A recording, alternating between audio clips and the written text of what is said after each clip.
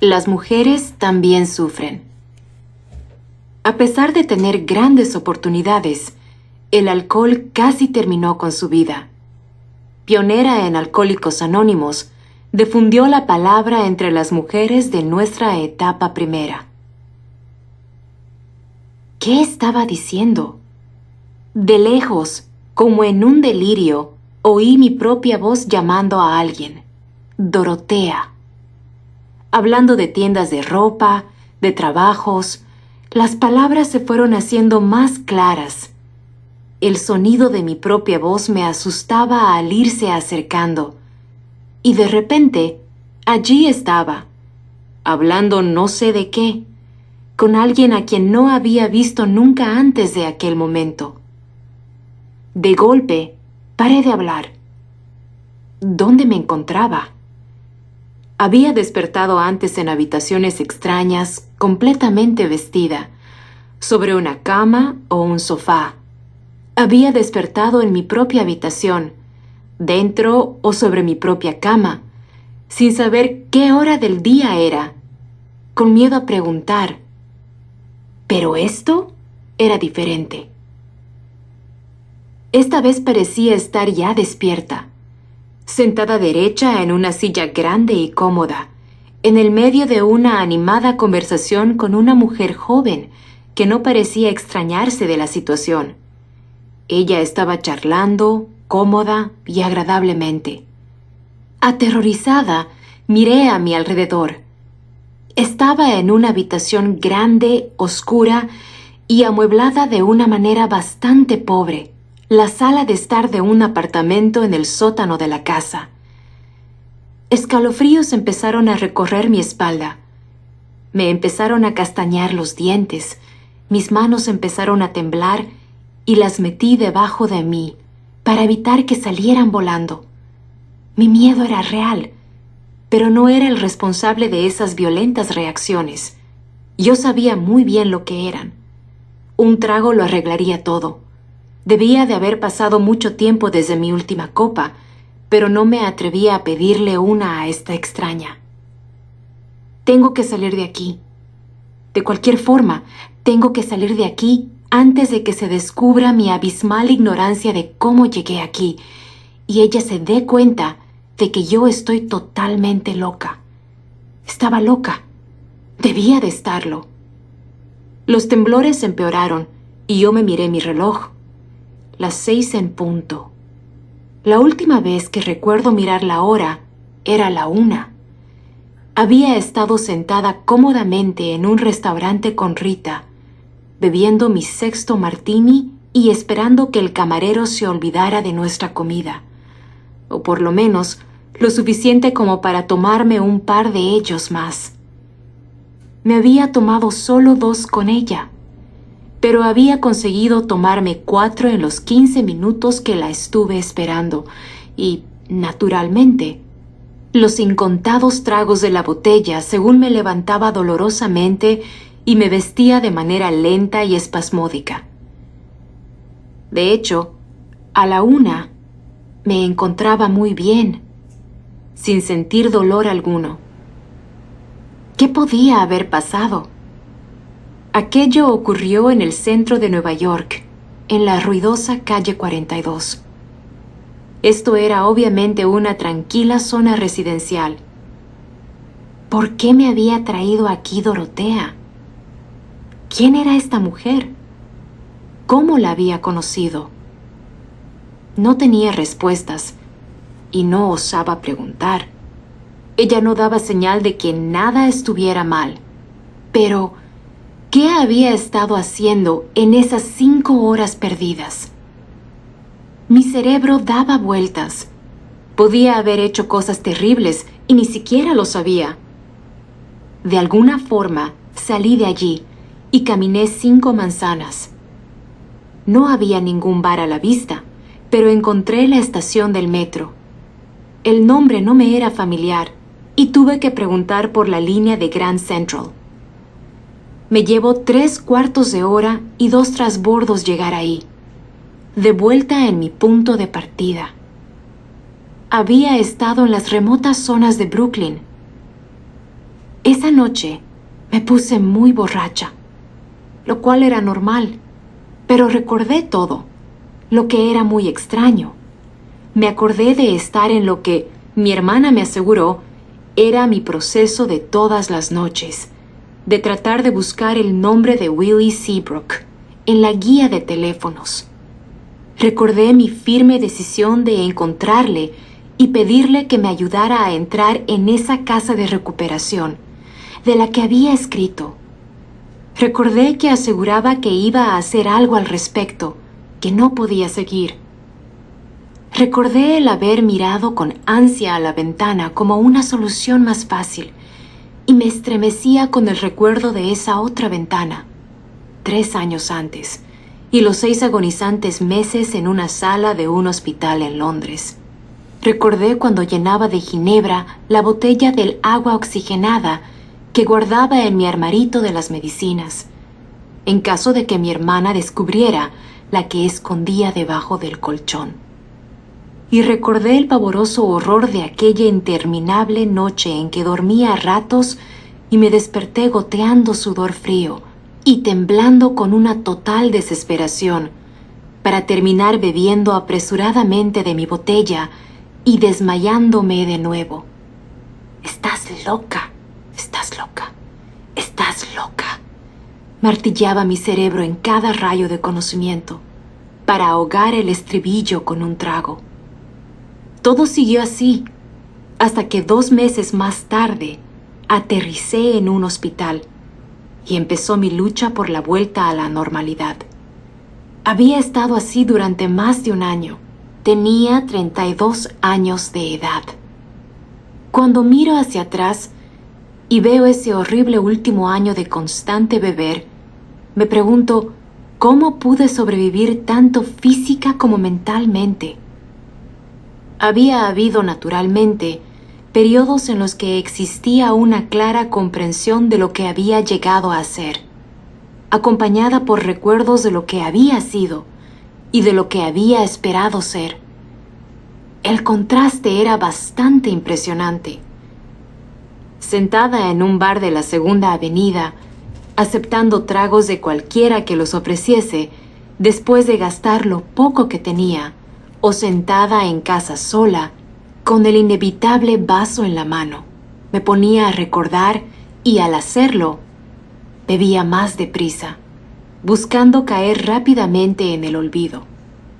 Era difícil reconciliar este horroroso presente con los simples hechos del pasado. Mi familia tenía dinero. Nunca había sido privada de ningún deseo material.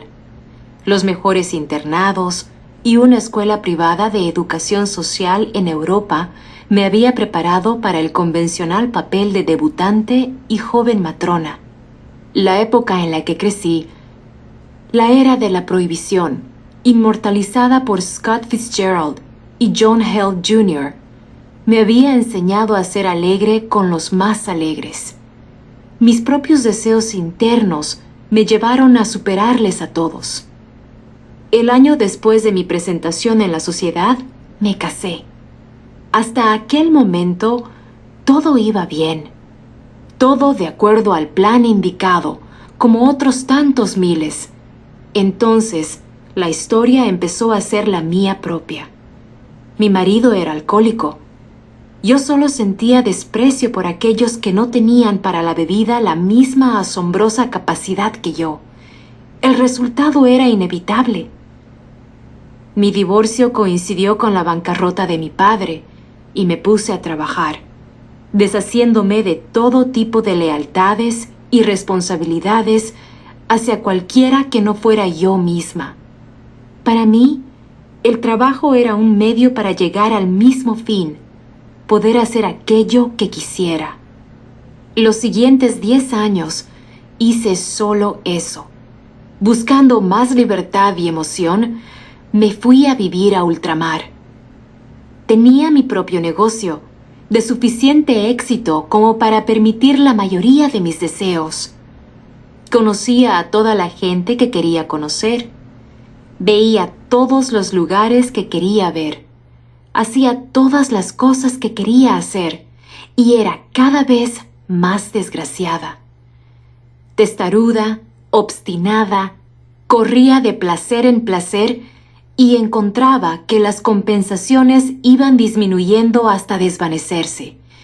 Las resacas empezaron a tener proporciones monstruosas y el trago de por la mañana llegó a ser de urgente necesidad. Las lagunas mentales eran cada vez más frecuentes y rara vez me acordaba de cómo había llegado a casa. Cuando mis amigos insinuaban que estaba bebiendo demasiado, dejaban de ser mis amigos.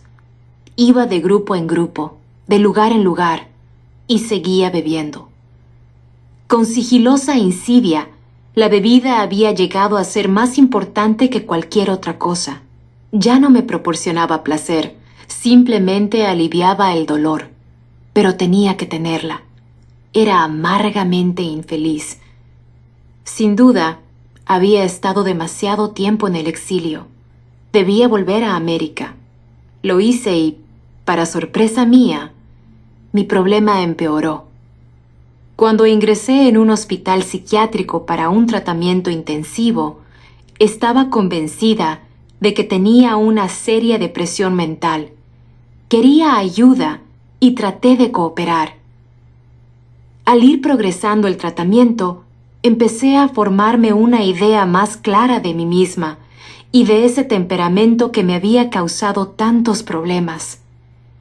Había sido hipersensible, tímida, idealista.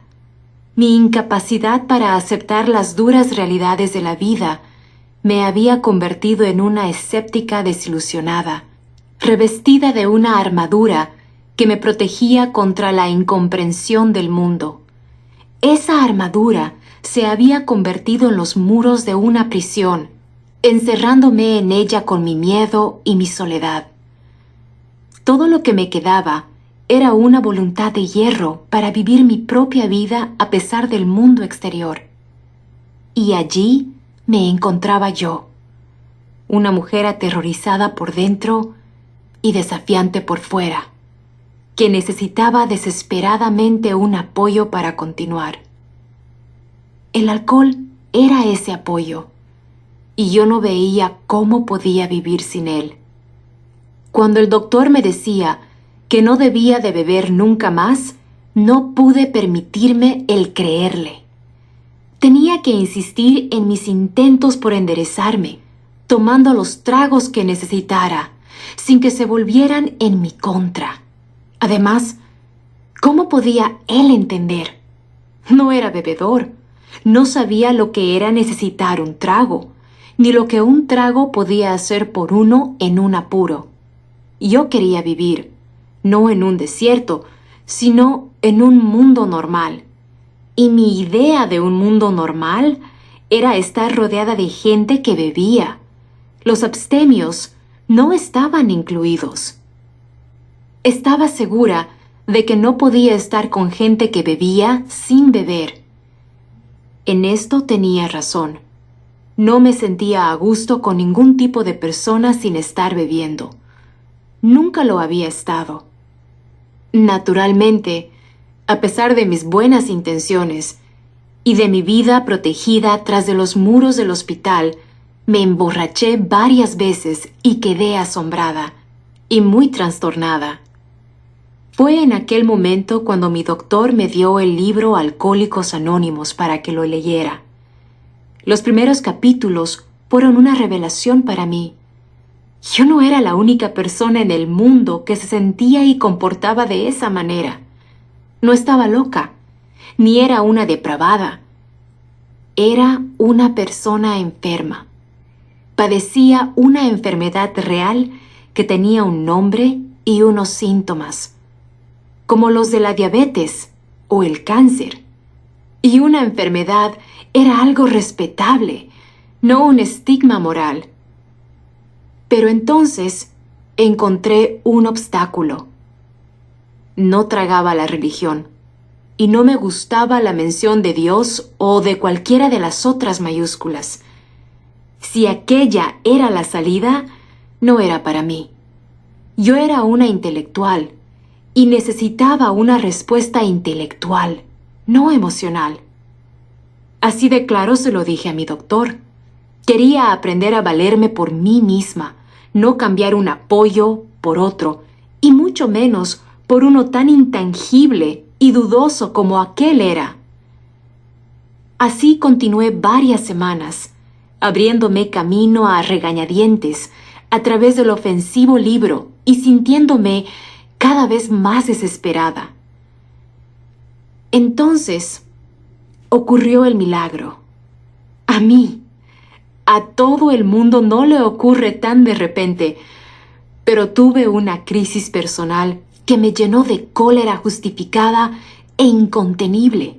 Mientras bufaba desesperadamente de la cólera y planeaba coger una buena borrachera para enseñarles, mis ojos captaron una frase del libro que estaba abierto sobre la cama. No podemos vivir con cólera. Los muros se derrumbaron y la luz apareció. No estaba atrapada, no estaba desesperada. Era libre y no tenía que beber para enseñarles. Esto no era la religión, era libertad. Libertad de la cólera y del miedo, libertad para conocer la felicidad y el amor. Fui a una reunión para conocer por mí misma al grupo de locos y vagabundos que habían realizado esta obra. Ir a una reunión de gente era una de esas cosas que toda mi vida, desde el día en que dejé mi mundo privado de libros y sueños para encontrarme en el mundo real de la gente, las fiestas y el trabajo, me había hecho sentir como una intrusa.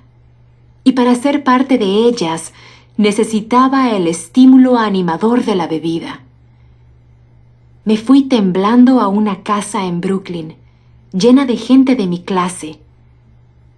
Hay otro significado de la palabra hebrea que se traduce como salvación en la Biblia, y este es volver a casa. Había encontrado mi salvación. Ya no estaba sola. Aquel fue el principio de una nueva vida, una vida más completa y feliz de lo que nunca había conocido o creído posible. Había encontrado amigos comprensivos que a menudo sabían mejor que yo misma lo que pensaba y sentía y que no me permitían refugiarme en una prisión de miedo y soledad por una ofensa o insulto imaginarios. Comentando las cosas con ellos, grandes torrentes de iluminación me mostraban a mí misma cómo en realidad yo era, y era como ellos. Todos nosotros teníamos en común cientos de rasgos característicos, de miedos y fobias, gustos y aversiones. De repente, pude aceptarme a mí misma, con defectos y todo, como yo era. Después de todo, ¿no éramos todos así? Y aceptando, sentí una nueva paz interior y la voluntad y la fuerza para enfrentarme a las características de una personalidad con las que no había podido vivir. La cosa no paró allí. Ellos sabían lo que hacer con esos abismos negros que bostezaban, listos para tragarme cuando me sentía deprimida o nerviosa.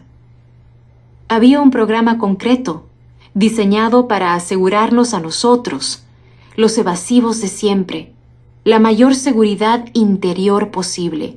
Según iba poniendo en práctica los 12 pasos, se iba disolviendo la sensación de desastre inminente que me había perseguido durante años. Funcionó. Miembro en activo de Alcohólicos Anónimos desde 1939. Al fin me siento un miembro útil de la raza humana. Tengo algo con lo que puedo contribuir a la humanidad, ya que estoy peculiarmente cualificada como compañera de fatigas para prestar ayuda y consuelo a aquellos que han tropezado y caído en este asunto de enfrentarse con la vida. Tengo mi mayor sensación de logro al saber que he tomado parte en la nueva felicidad que han conseguido otros muchos como yo. El hecho de poder trabajar y ganarme la vida de nuevo es importante, pero secundario. Creo que mi fuerza de voluntad, una vez exagerada, ha encontrado su justo lugar, porque puedo decir muchas veces al día: hágase tu voluntad, no la mía, y ser sincera al decirlo.